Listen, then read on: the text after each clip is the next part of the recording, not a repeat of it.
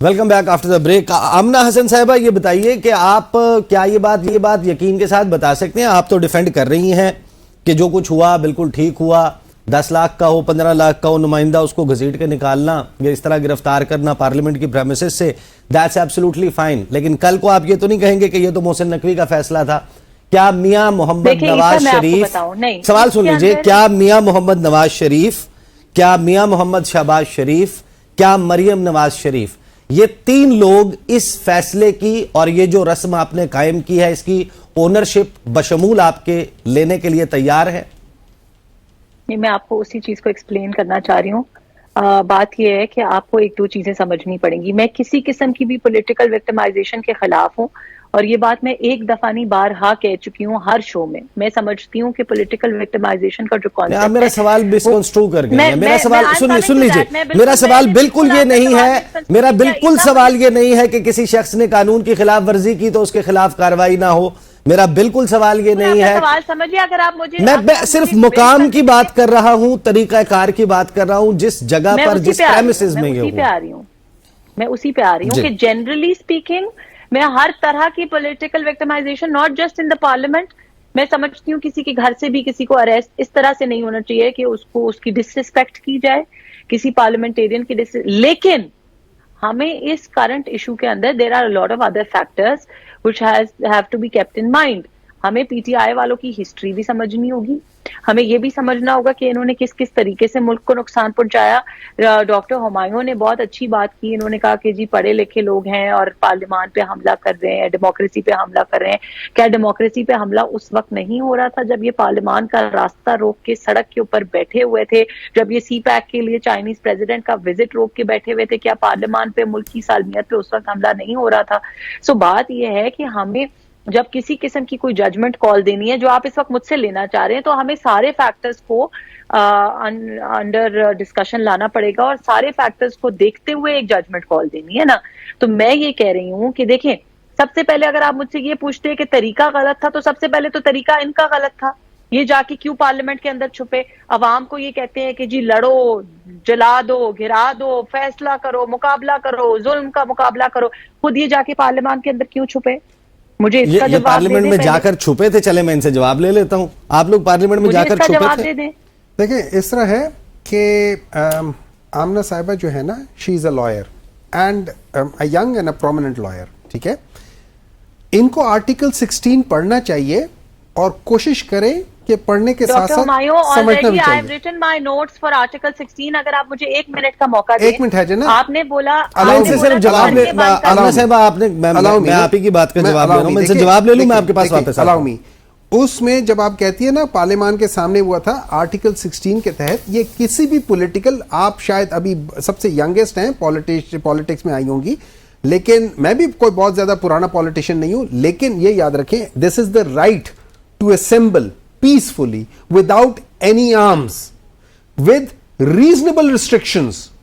یہ جو آپ لوگوں کے restrictions تھی, کیا یہ qualify کرتی ہے reasonable 29 میجر جگہوں پہ کنٹینر لگانا, یہ کیا reasonable میں آتی ہے؟ You are a very sound person, please answer that way. ٹھیک ہے. نمبر 2, جب آپ کہتی ہیں کہ ہم لوگ پارلیمان کے اندر چھپے ہوئے تھے, آپ کو پتا ہونا چاہیے کہ مروت صاحب جب باہر نکل رہے تھے ان کو اسی جگہ سے, وہ جو انٹرنس والی جگہ وہاں سے پکڑ کر لے کر گئے. باقی لوگوں کے, آپ کی طرح کی جو خواتین تھی, ان کے کمروں کے, ان کے باتھ روم کے دروازے توڑے گئے ہیں.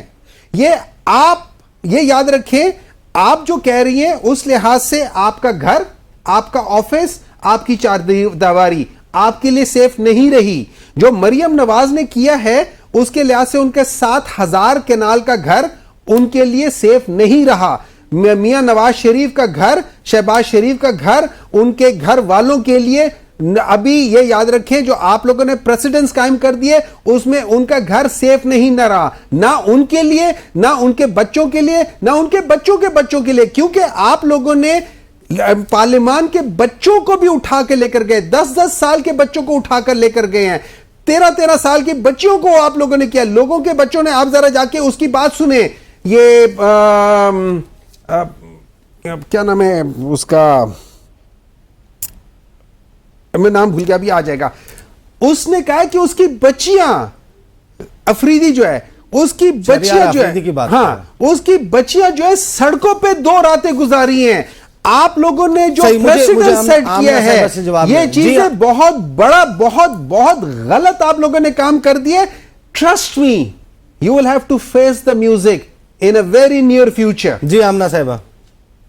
अच्छा, सबसे पहली बात तो ये है, with all due respect, doctor साहब ने जब ये कहा कि खवातीन की चादर और चार दीवारी और उनके बेडरूम्स और उनके वॉशरूम्स और वो भी सेफ नहीं रहे, तो ये रिवायत तो गलत है, किसी के साथ भी वो गलत है। लेकिन ये रिवायत कायम की just to set the record right, ये रिवायत कायम की पीटीआई की गवर्नमेंट ने, जब उन्होंने मरियम नवाज साहिबा की जेल के सेल के अंदर कैमरा लगाया, जब कराची मोवेंपिक होटल के अंदर उनके ऊपर उनका दरवाजा तोड़ के उनके कमरे में गए, तो ये रिवायत इनकी हुकूमत ने कायम की है। फिर भी ये गलत है और मैं इसकी मजम्मत करती हूँ, किसी के भी साथ हो।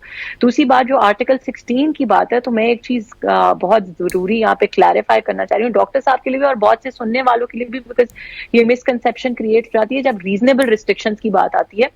तो रीजनेबल रिस्ट्रिक्शंस वो कंटेनर नहीं है या वो रास्ते नहीं है जो ब्लॉक किए जाए। रीजनेबल रिस्ट्रिक्शंस वो है जो बिल दिया गया असेंबली के अंदर कि जी एनओसी मिलेगा, इजाजत मिलेगी, that is a reasonable restriction. इजाजतनामे के अंदर जो टाइम फ्रेम सेट किया गया, that is a reasonable restriction. अगर इनको से प्रॉब्लम थी, आज अगर ये आके कहते कि जी ये रिस्ट्रिक्शंस अनरीजनेबल थी, ये आर्टिकल 16 की खिलाफ वर्जी थी, पहले ये एनओसी लेने के लिए भी हाई कोर्ट गए थे। There is always a way of. आमना साहिबा, वैसे मुझे बात बताइए, मैं यहाँ का पिंडी इस्लामाबाद का रिहायशी हूँ, मैं उस दिन रावलपिंडी में मौजूद था, मैं जलसा कवर नहीं कर रहा था, मैं वहाँ पर नहीं गया। मुझे अपने काम से पिंडी के एक हिस्से से दूसरे हिस्से में जाना था। जो आप लोगों ने रूट बताया था उसकी कोई लॉजिक बनती है?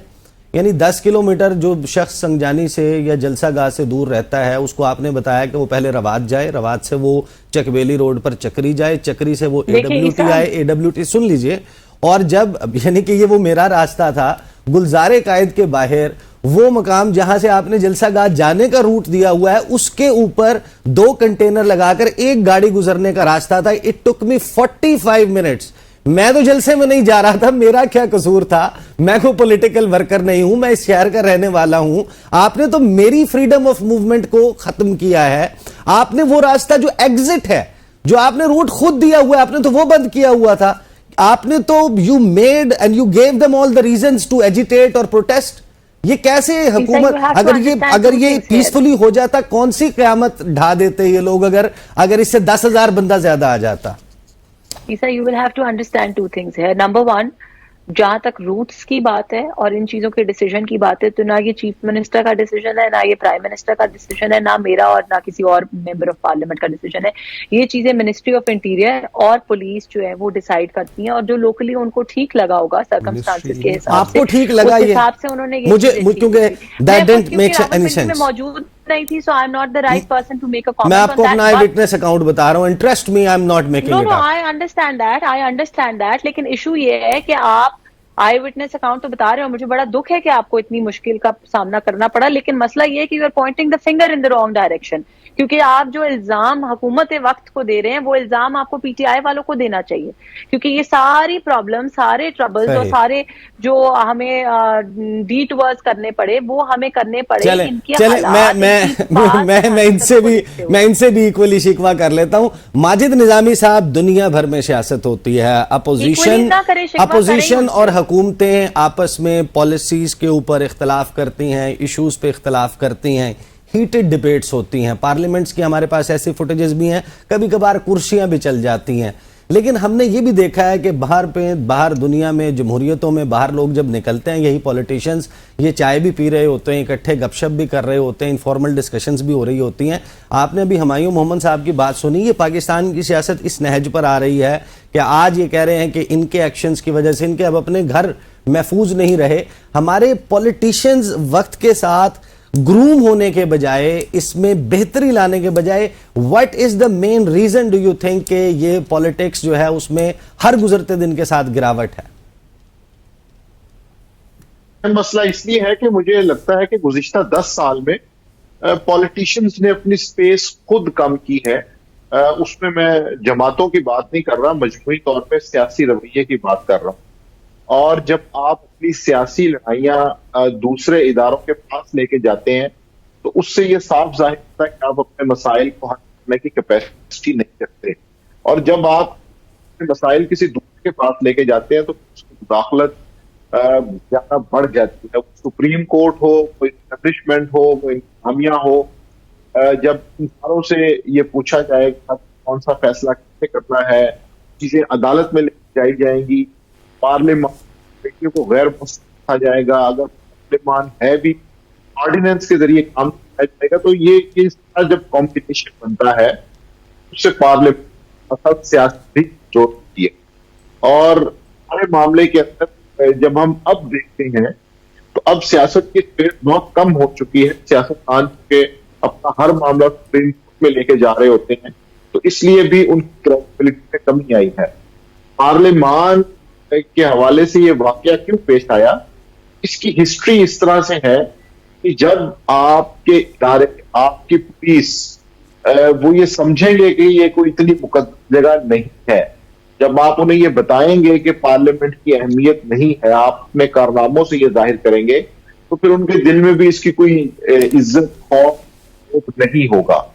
تو اس چیز کو میرا خیال ہے کہ ہمیں دیکھنا چاہیے. اور اس سے آگے نکلتے ہوئے ابھی جو پولیٹیکل پولرائزیشن کا ماحول ہے کہ جس میں آپ وہ تمام رہنما دیکھیں گے جو دھواں دار بات کرتے ہیں, جو گرج چمک کے بات کرتے ہیں, جو چسکے لیتے ہیں, جو بازاری زبان استعمال کرتے ہیں, وہ کسی بھی جماعت سے ہو سکتے ہیں, انہیں زیادہ پسند کیا جاتا ہے. وہ لوگ جو دھیمے ہیں, جو نیوٹرل ہیں, جو مل بیٹھنے کی بات کرتے ہیں, انہیں اتنی پذیرائی نہیں ملتی. پارٹیز کے اندر ایسے لوگ کارنر ہو جاتے ہیں کہ جو دھیمے مزاج کے ہیں, جو عقلی گفتگو کرتے ہیں, جو پارٹی کے ہر بات کو چیخ کے ڈیفینڈ نہیں کرتے. تو میں سمجھتا ہوں کہ اس ساری چیز سے اگر آگے نکلنا ہے تو پولیٹیکل لیڈرز کو خود بیٹھنا پڑے گا, پارلیمان کو مضبوط کرنا پڑے گا, دوسرے اداروں کی طرف نہیں دیکھنا چاہیے. لیکن مجھے نہیں لگتا کہ ماضی قریب کی طرح مستقبل قریب کے اندر بھی کوئی بہتری آئے گی, بلکہ اس کے اندر اس کشیدگی میں مجھے اضافہ ہی نظر آتا ہے. اس کی وجہ یہ ہے کہ یہ وہی معاملہ ہے کہ پہلے مرغی تھی یا انڈا تھا, ایک جماعت کہتی ہے دوسری نے یہ کیا, دوسری کہتی ہے پہلے نے یہ کیا. صحیح. ماجد نظامی صاحب, مجھے ایک بریک پہ جانا ہے, بریک سے واپس آئیں گے, گفتگو کا سلسلہ یہیں سے جاری رہے گا.